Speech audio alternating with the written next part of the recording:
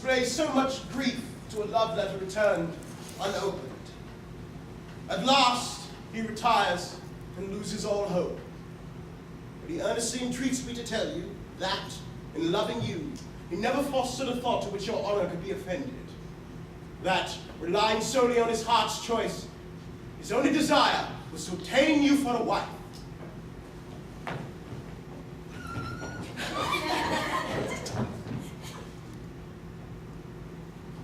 And if destiny had not opposed such an obstacle to his pure flame through me, who captivated your heart, and that, whatever happens, you must never think that your charms can ever be forgotten by him, and that to whatever decrees of heaven he must submit, his only fate is to love you to his last breath.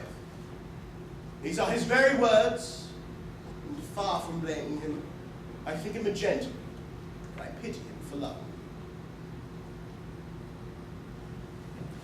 His passion does not contradict my secret belief, and his looks have always assured me of its innocence.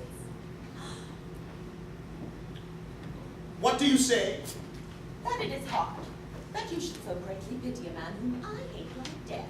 And that if you loved me as much as you say, you would feel how he insults me by his addresses.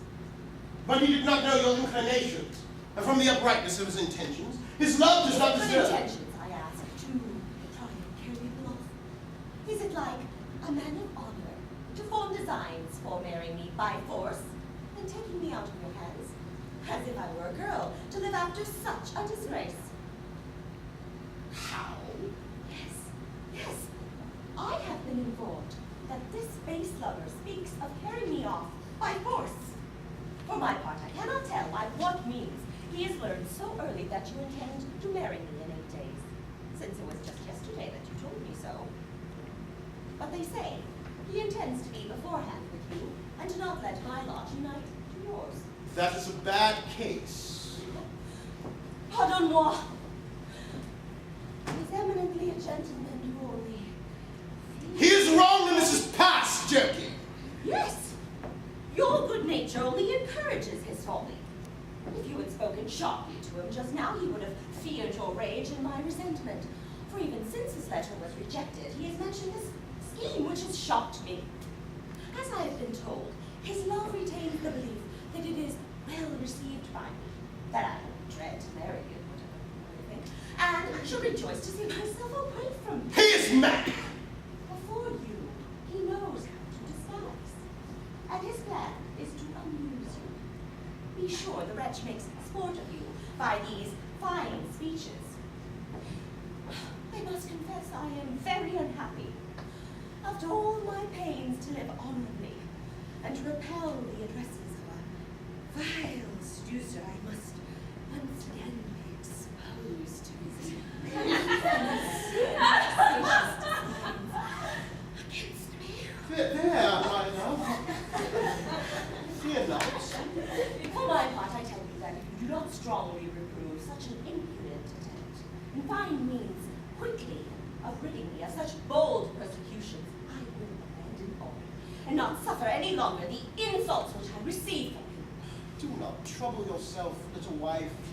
There, I will go and find him and give him a good blowing up.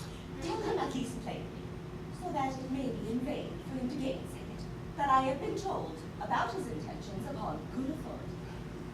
That, after today's message, whatever he may undertake, I defy him to surprise me. And lastly, without wasting any more sighs or time, he must know what my feelings are for you. And that if he does not wish to be the cause of some mischief, he will not require the same thing to be told twice over. I will say what is right. But all of this in a way to show him that I really speak seriously. There, I assure you, I will forget nothing. I await your return impatiently.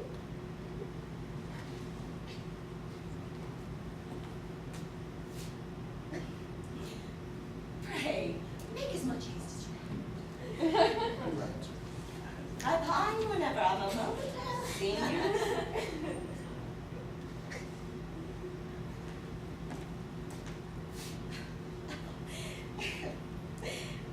Make haste.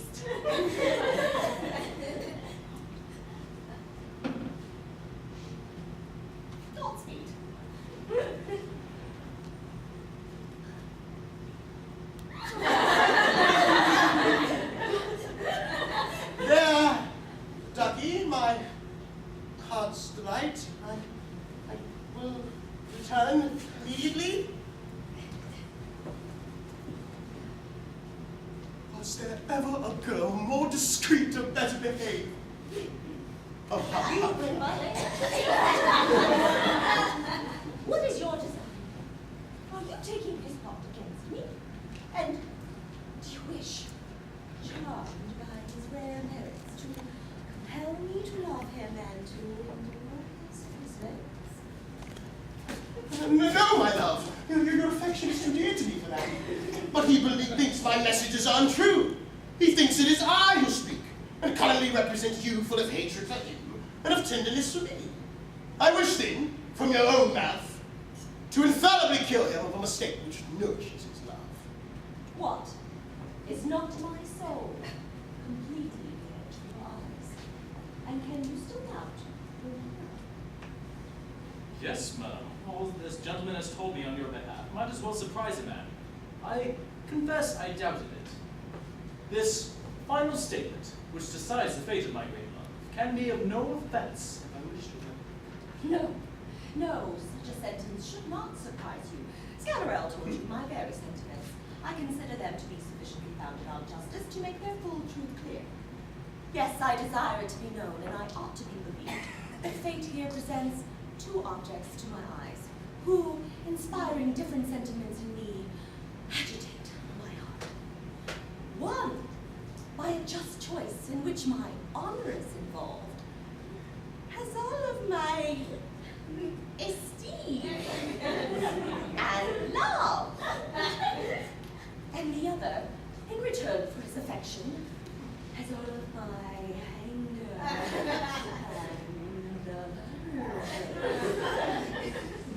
the presence of the one is pleasing and dear to me and fills me with joy. While the sight of the other inspires secret emotions of hatred.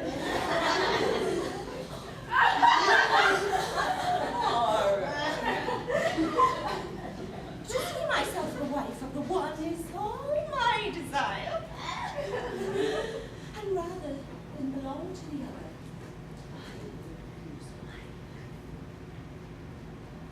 But I have sufficiently declared my real sentiments and languished for too long under this severe torture.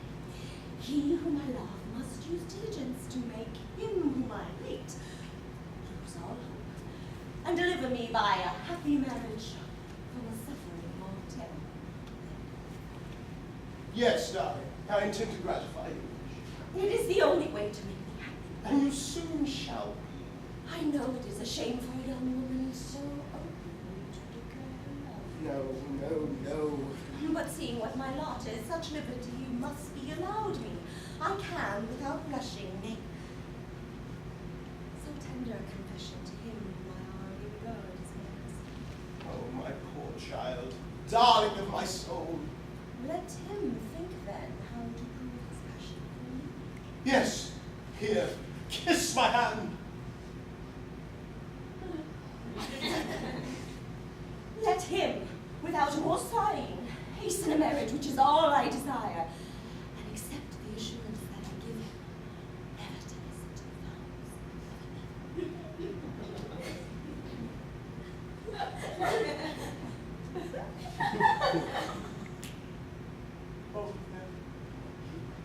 Oh, my little pretty face, my poor darling. You shall not find long, I promise you. Yes. Let me kiss your hand.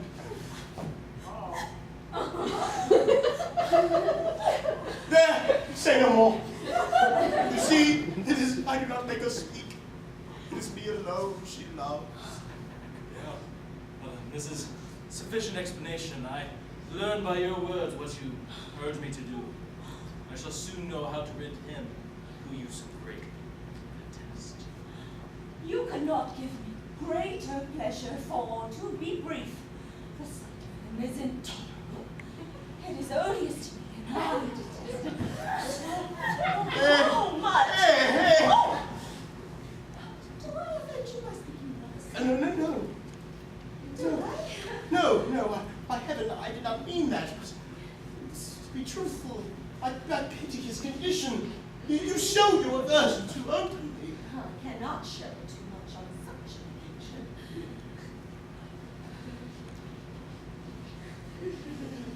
Yes, madam, I learned by your words what you urged me to do. In 3 days, I shall know how to rid him who is most odious to you. That is right. In truth, I pity your condition. Oh, no, say no more. This lady assuredly does us both justice, and I shall endeavor to satisfy her wishes. Farewell. The poor fellow, his grief is excessive. Stay! Embrace me. I am her second self.